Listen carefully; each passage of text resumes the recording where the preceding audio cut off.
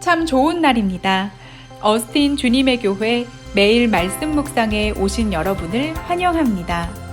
말씀을 통해 샘솟는 하나님의 은혜를 경험하시길 바랍니다.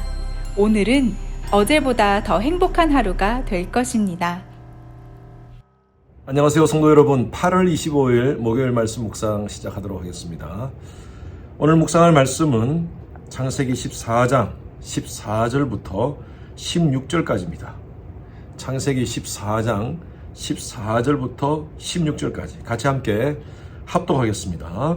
아브라함이 그의 조카가 사로잡혔음을 듣고 집에서 길리고 훈련된 자 318명을 거느리고 단까지 쫓아가서 그와 그의 가신들이 나누어 밤에 그들을 쳐부수고 담색 왼편 호박까지 쫓아가 모든 빼앗겼던 재물과 자기의 조카 롯과 그의 재물과 또 부녀와 친척들을 다 찾아왔더라.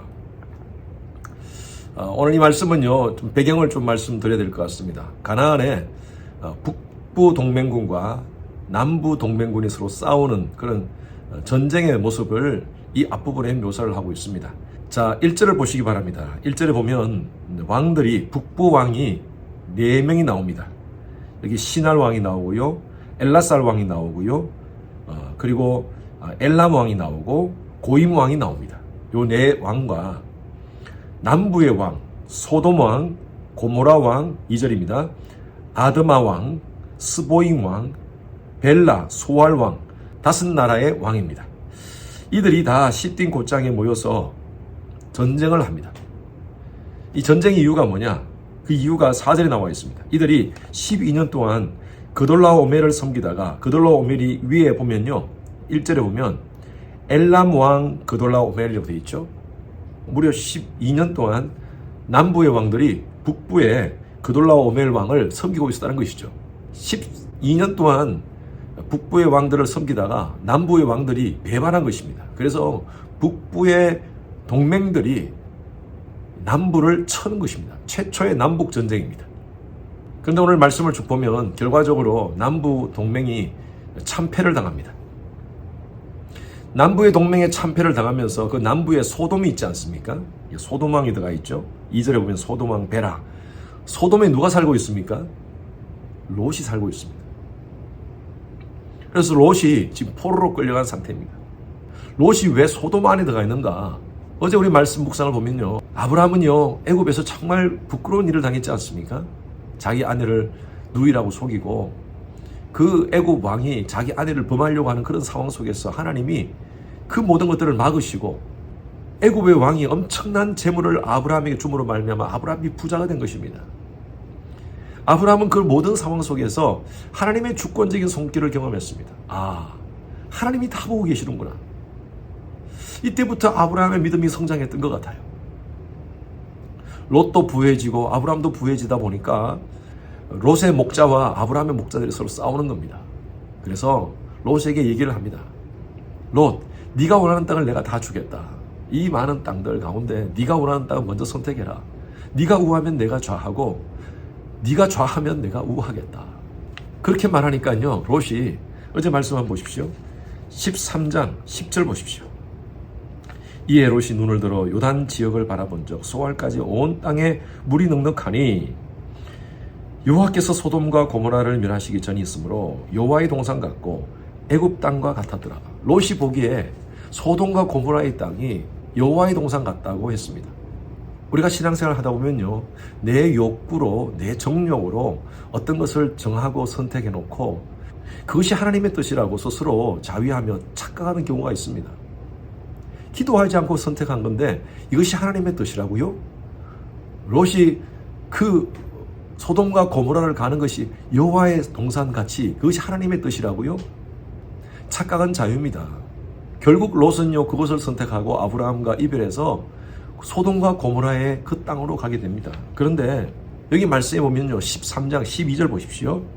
아브라함은 가나안 땅에 거주했고 롯은 그 지역의 도시들에 머물며 그 장막을 옮겨 소돔까지 이르렀더라 라고 되어 있습니다. 롯은요 소돔에 갔는데 소돔에 가보니까요 여호와의 동산 같더라 해놓고 그곳에 가보니까 이것이 아닌가 배였어요. 이것이 아닌가 배. 그래도 신앙적 양심이 있어서 롯은요 그 소돔과 고모라 땅 안으로 들어가지 않습니다. 여기 우리 한글 성경에는 정확하게 표현되지 않았지만 영어 성경에는요 전치사를 이렇게 씁니다. He tends near Sodom이라고 썼습니다. near. 여러분 NIV 성경에 보면 그렇게 써놨어요. 12절 마지막에 보면 He tends near Sodom. 소돔 근처까지 간 겁니다. 그 당시만 해도 롯이 소돔 안에 들어가는 것을 꺼렸습니다. 그 마음에 신앙적 양심이 있었던 것 같아요. near Sodom이었어요. 자, 그런데 보십시오.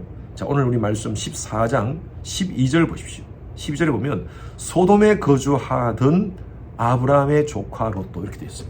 아니 어느새 롯이 소돔 안으로 들어갔습니다. 여기 영어 성경의 전치사는 어떻게 되냐면 He was living in Sodom이라고 되어 있습니다. 처음에는 near로 갔다가 그 다음에는 소돔 안으로 들어간 것입니다. 여러분 죄는요 끌어당기는 힘이 있습니다. 사람의 욕구를 채워줘서 사람으로 하여금 그곳에 빠지도록 하는 그런 힘이 있습니다. 시편 1편 1절 말씀에 보면요 복 있는 사람은 악인의 꾀를 쫓지 아니하고 오만한 자의 길에 서지 아니하고 죄인의 길에 앉지 아니하고. 여러분 이렇게 되어 있죠. 여러분 죄는요 강력한 끌어당기는 힘이 있다고 말씀드렸죠. 처음에는 쫓다가 그 다음에는 서다가 그 다음에는 앉다가 그 다음 눕게 되는 거예요. 쫓다 서다 앉다 눕다 점점 빠지는 것입니다. 사단은 우리에게 처음부터 우리가 이 죄에 빠지면 완전히 망가진다라고 얘기하지 않습니다. 절대 그렇지 않다고 유혹합니다. 그냥 쫓아오라는 거예요. 쫓아가게 되면요 인간은요 서게 됩니다. 그리고 앉게 됩니다. 그리고 완전히 중독하게 되는 거죠. 사단은 우리에게 이렇게 유혹합니다. 입을 한 번만 하라고. 아무도 보지 않는다. 남들도 다 한다. 서서히 죄의 구덩이 속으로 빠져들어오도록 합니다. 마치 이 롯이 소돔 가까이 갔다가 소돔 안으로 들어갔던 것입니다. 죄라는 말에 헬라어는요 하말티아입니다. 이 하말티아라는 뜻은요 관역에서 벗어났다는 말입니다. 하나님께서는 이렇게 살기를 원하는데 인간의 욕심과 욕망으로 가야 될 바른 방향으로 가지 않고 옆으로 비껴가는 것이 죄입니다. 비껴가는 것이요 처음에는 요만큼 비껴가는데 나중에 가다 보면 엄청나게 많이 비껴가는 것입니다. 오늘 우리 삶 가운데 수많은 사탄의 유혹들이 있습니다. 아마 사단은요 롯에게 그렇게 유혹했을 거예요. 소돔 근처까지만 가라. 네가 그 소돔 안으로 들어갈 필요 없어. 그냥 기웃기웃 그곳의 문화를 즐기면서 살아라. 그러나 어느새 롯은요 소돔의 음란한 문화에 빠져서 그곳에 즐기고 있었어요. 늘 제가 말씀드리죠. 하나님의 백성들은요 하나님이 간섭하십니다. 죄악에 대한 대가는 반드시 지불하게 되어 있습니다. 결국 소돔은요 북방 왕들에 의해서 점령을 당하게 되고 롯은 포로가 됩니다. 하나님의 백성들은 하나님이 책임지듯이 하나님은요 아브라함을 보내서 롯을 그 소돔에서 구원하도록 하십니다. 이 아브라함은요 오늘날 예수 그리스도의 모형이 되는 것입니다. 저와 여러분들 여전히 이 땅 가운데서 실수하고 넘어지더라도 하나님 우리에게 은혜를 베푸십니다. 그러나 우리가 저지른 죄에 대해서는 때로는 대가를 지불하게 됩니다. 여러분 죄의 문제에 대해서는요 처음부터 단호하게 거절합시다. 철저하게 배격합시다. 우리는 매일매일 영적 전쟁 가운데 살아갑니다. 이 죄의 문제를 해결할 수 있는 방법은요 in Sodom이 아니라 in Christ입니다. 우리는 이 땅 가운데 살지만 하나님의 백성의 정체성을 가지고 살아가야 됩니다. 그래서 우리는 예수 안에 살아야 돼요. 오늘도 여러분들을 대적하는 수많은 사단의 유혹 속에서도 그리스도 안에서의 정체성을 가지고 믿음으로 극복하시는 오늘 하루 되시길 바랍니다. 함께 기도하시겠습니다. 하나님, 하루하루 살면서 수많은 유혹들이 우리 주위에 있습니다. 하나님 은혜 없이는 살아갈 수가 없습니다.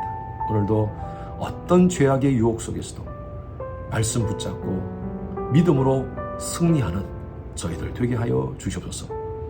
영적 전쟁을 선포하면서 믿음으로 하루를 주님 안에서 살아가는 저희들 되게 하소서.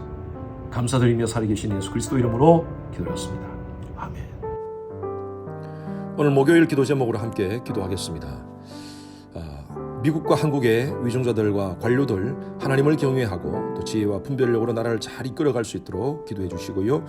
대통령 선거 이후에 또 새로운 대통령을 중심으로 해서 나라가 혼란에 빠지지 않고 이제 통합의 길로 갈 수 있는 우리 나라가 될 수 있도록 해달라고 우리 나라를 위해서 특별히 기도해 주시기 바랍니다. 세계 선교를 위해서 기도하되 우리 교회가 섬기는 선교사님들 안전과 건강 지켜주시도록, 그리고 하루속히 모든 선교 사역이 정상화될 수 있도록 기도해 주시고, 특히 지금 우크라이나 지역을 위해서 여러분 기도해 주시기 바랍니다. 그곳에서 아직도 선교지를 지키는 여러 선교사님들이 계십니다. 선교사님들의 안전과 또 그들의 사역 위에 하나님께서 불쌍히 보시고, 또 이 모든 상황이 평화롭게 모든 것들이 다 끝날 수 있도록 해달라고 기도 부탁드립니다. 우리 선교사님들을 위해서 기도하실 때에 윤성철 선교사님, 또 김영수 선교사님, 김영섭 선교사님 사역을 위해서 함께 기도하시겠습니다.